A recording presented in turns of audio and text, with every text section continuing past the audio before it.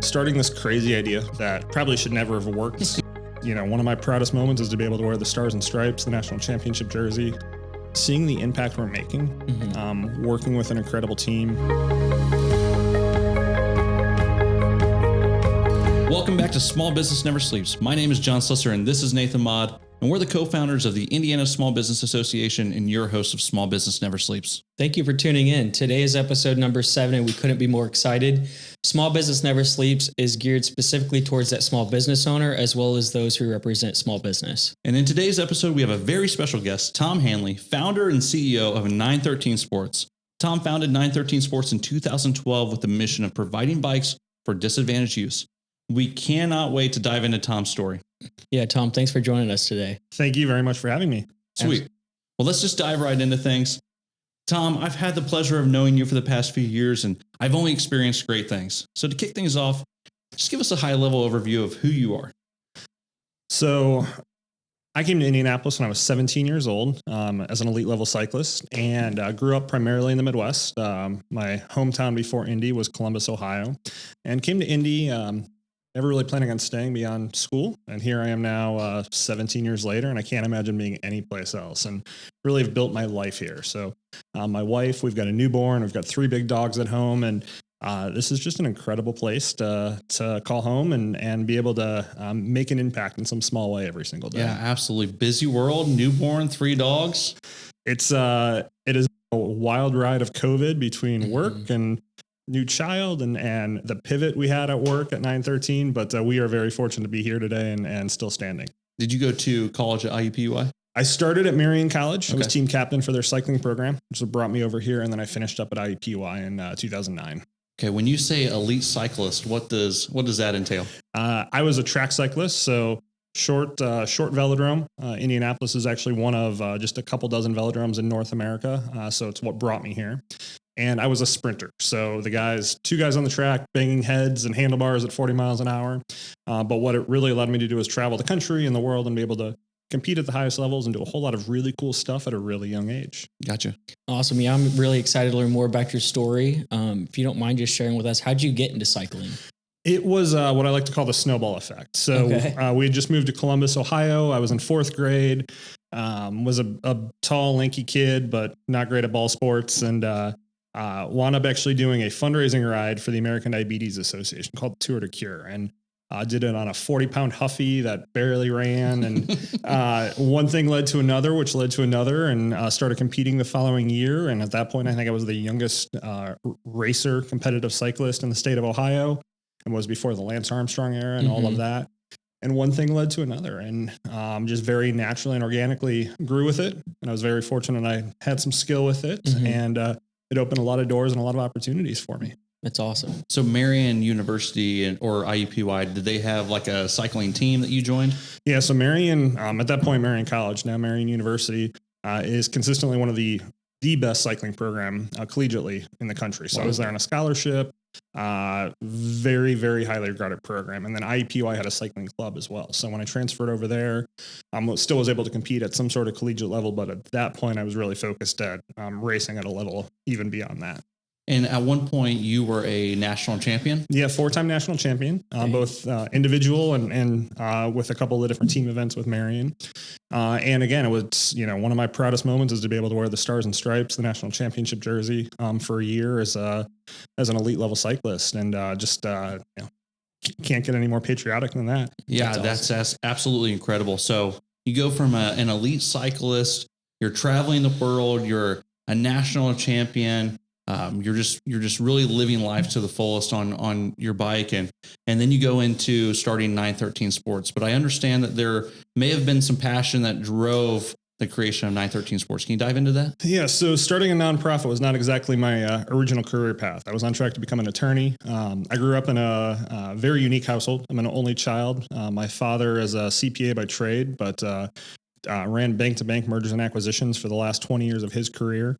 And my mom was an entrepreneur who sold her company at 40 plus and retired. So very unique household, CPA, very analytical father, entrepreneurial mother, and wound up equipping me with these great skills to have for what I do today.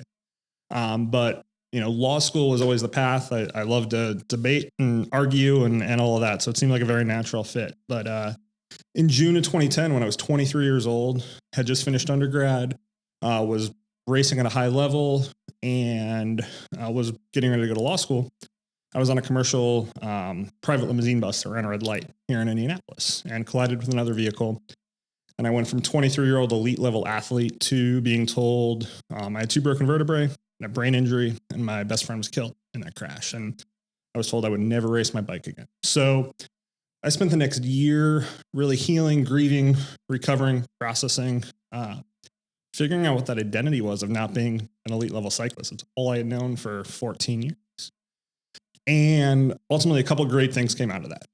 I decided I didn't want to be an attorney after having them in my life for the year plus post crash. And I wanted to do something to be able to give back to Indianapolis. And so that was really the earliest framework for what would become 913 Sports. I can't even imagine, the tragedy of loss, and then also the accident that's caused you to, have to get off the bike for, a certain amount of time. I just can't even imagine, but you overcame, and 913 Sports was born in 2012. And really your passion with helping kids obtain bikes is what kind of kicked things off, right? So one of the earliest founding principle of 913 came back to all of these different experiences I had when I traveled to race. And, I realized that in central Indiana, there was not a great development program to be able to get kids on bikes. And it seemed like such a simple turnkey opportunity to be able to plug in a different way. So the original concept of 913 was to be able to use the bike as a fitness tool as part of PE classes. So going to schools during the school day, we bring in these stationary bicycle simulators, very high-tech, high-end equipment that we've modified. And we actually get kids riding bikes in their gym class. About 10% of the kids have never been on a bike before. They come in and get on our stationary bike sims and just get them excited. And that really was the initial concept. And it's evolved from there. We realized pretty early on that the bicycle is this great education tool. It's a great platform to be able to not just teach health and fitness standards, but to be able to teach math and science, to be able to teach employability. When you put a screwdriver into the hands of a student, here's how you fix a bike. This is what it means with career paths on the road. And so what started as one very specific program in 2012 has blossomed and evolved as an organization and to multiple program lines that we have now. Yeah, absolutely. So it's grown over the last 9 years. What does the future look like? The pre-pandemic, I probably would have had a very different answer to that. But one of the things that's been most fun over the last 15 months is some of these pivots we've made to survive as an organization. We were an organization built on going into schools during the school day. So what happens when schools close, right? Mm-hmm. I've got a staff of 12. I really wanted to keep them employed. Mm-hmm. We didn't know what that future held. So over the past 15 months, we made a big pivot. We started delivering food for the city of Indianapolis, repurposed our fleet of vans and trailers and trucks and whatnot. And that kept our lights on and kept our employees employed. But now we're back to the bikes, which is awesome. And so for us, as we look forward, we've really focused on continuing to improve the programs we have and identify new areas that we can expand upon. So with our kids riding bikes program, that will always be our biggest impact. But kids building bikes, we launched in 2018. It's where we put the tools in the hands of the kids, teach them how to build a bike. That was designed for grades 4 through 8 originally, but now we're working with partners like Employ Indy, where we're putting opportunity youth into our classroom, to our bike lab or a mobile bike lab, and working with students that have dropped out of high school, age 18 to 24, teaching them employability skills, helping put them on a pathway for employment at whether it's a car dealership or other opportunities, simply by giving them the power of here's how a wrench works. We're doing a lot more programming with our Explore Indy program, where we're actually helping families, kids, schools connect with their community, help better understand the history of Indianapolis and where we're going as a city and what they can all collectively do to be able to help improve that. And who knows what's next? But the framework for what we do is using the bicycle as a platform. It is the ultimate equalizer. It doesn't care if you're white or black, male or female, rich or poor. It is this equalizing force that we really want to use to empower and create some equity here in Central Indiana. That's great. It's awesome. So being a business owner, I know it wasn't your first choice, but being a business owner as a nonprofit, has it changed your perspective on business in general? And if so, how? It has. So we as an organization, even though we're a 501c3, we operate a little bit differently than a lot of traditional nonprofit or philanthropic focused entities. So I always like to say, we're in central Indiana. Most people understand this reference. We operate more like an IndyCar team than we do a nonprofit. So early on, I realized that what we had was something that was brandable and something that was brandable in an area that typically is hard to get branding in, going into schools during the school day, pretty sterile marketing environments. And in the early days of 913, it's hard to start a nonprofit. It's all the same perils as a for-profit without being able to easily go out there and raise capital or, VC if you're going down that path. So we started selling that marketing concept. Help us bring this to the schools. Historically, we don't charge schools for programming in our traditional configuration. We don't charge families to be able to participate in what we're doing.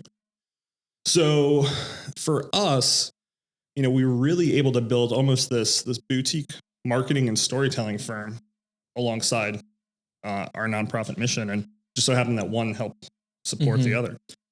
So that's led to a lot of really cool things as a business owner, as a CEO, of just being able to work alongside these very passionate community leaders, marketing directors that get what we're doing, and being able to use one another in a positive way and leverage those relationships to be able to make a bigger impact in the city. So for me, the biggest takeaway has been Indianapolis is this incredible town. I'm not really sure if what we started would work from concept to where we're at now in any other city.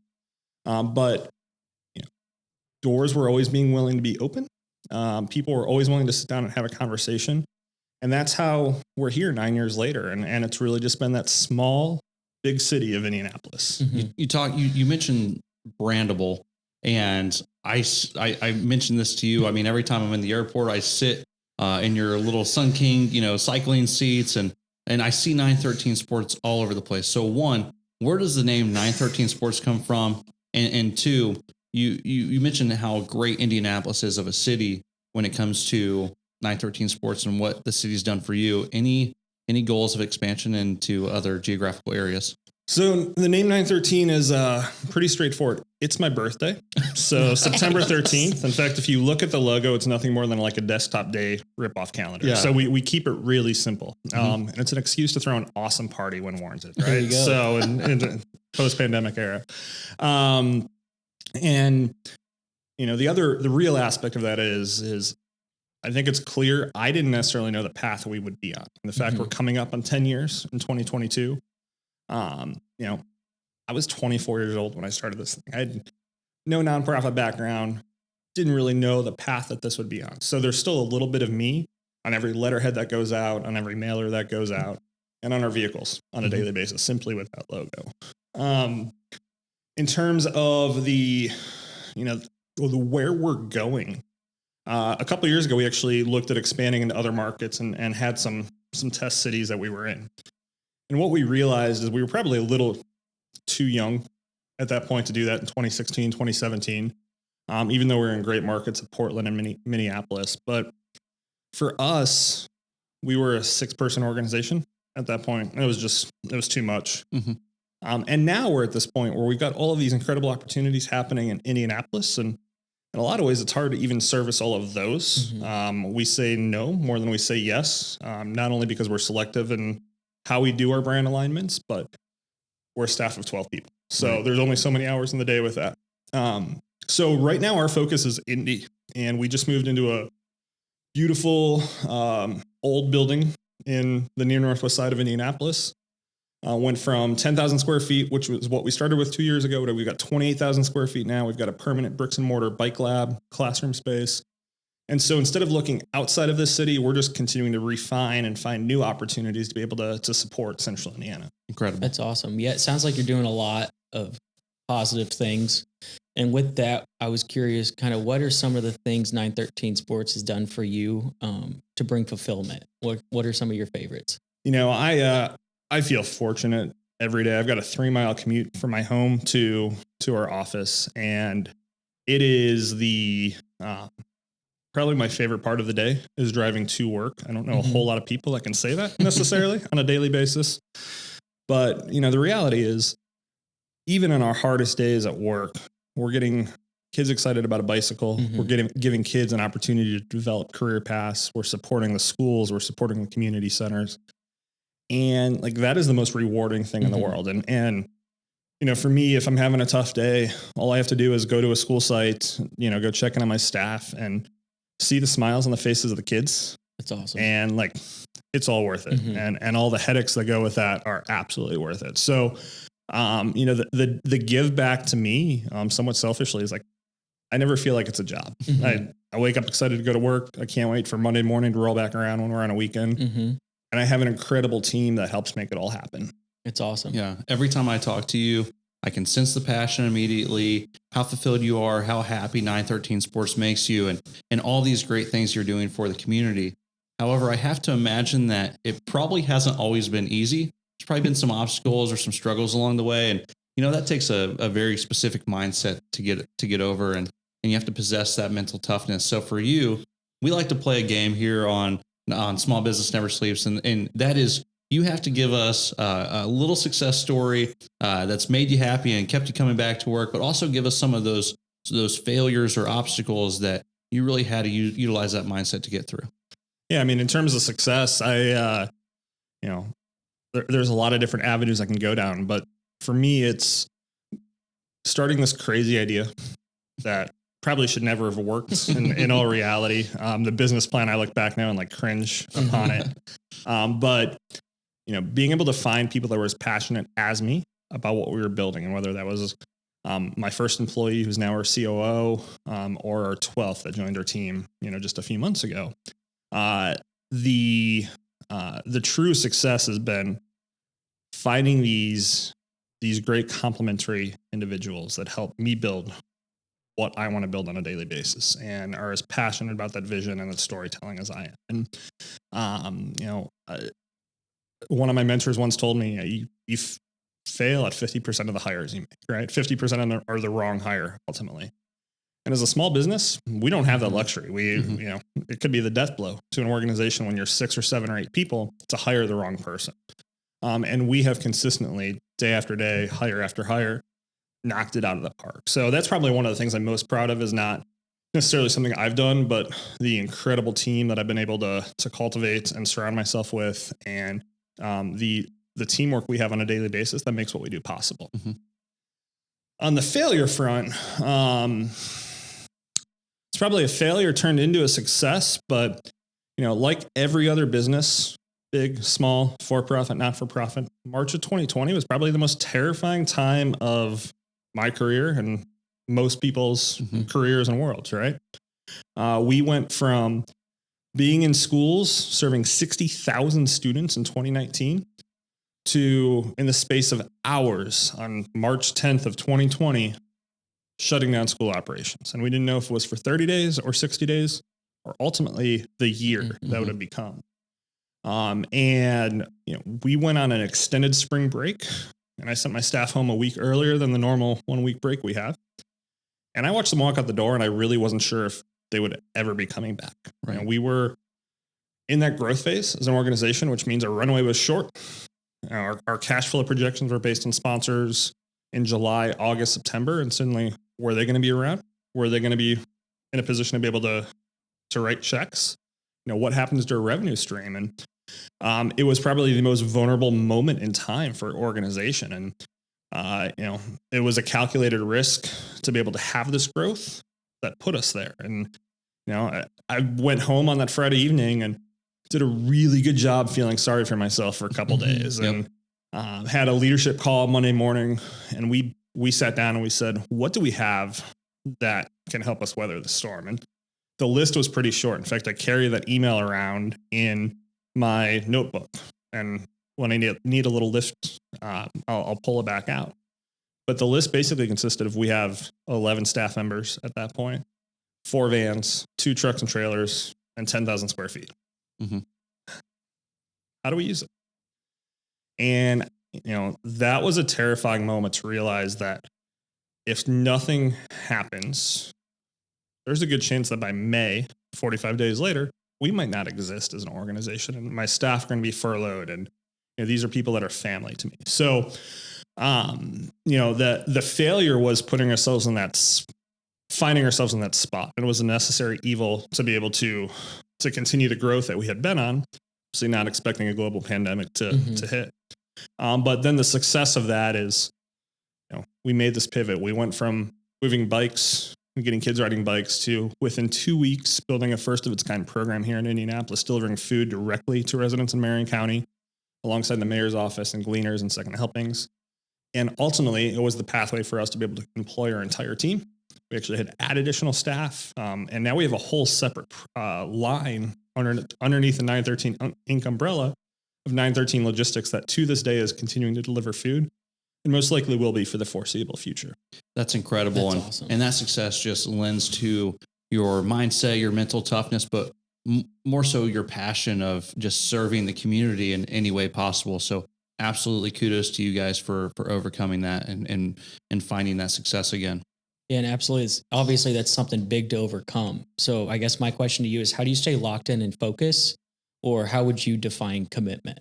So that's a great question, and one I haven't been asked before. So, for me, the locked in and focused and the commitment really stems back to something a dear friend once told me.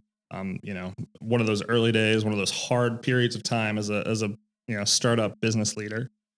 And so you got to practice your passion, right? Mm-hmm. If you're not excited about what you do, if you're not excited to go into the office, in the morning, then is it really what you should be doing? And certainly we all have good days, and we all have bad days at the office. And sometimes the work comes home with us more than we would like it to, and whatnot. But for me, to be able to stay locked in, it's simply seeing the impact we're making, working with an incredible team, being able to work alongside tens of thousands of youth annually in Indianapolis and see the impact that our programs make with them.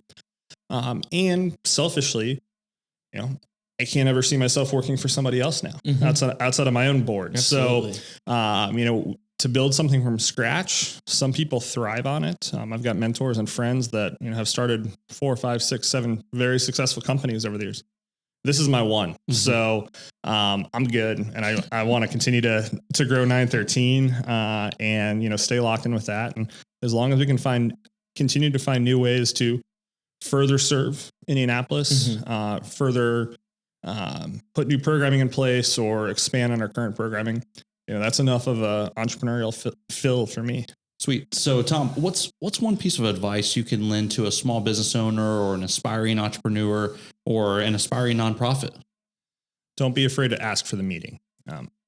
One of the things looking back, I realized at 913 is there were probably 50 plus individuals that met with me that I had no business meeting with, but that's the great thing about Indianapolis. People are willing to take that meeting.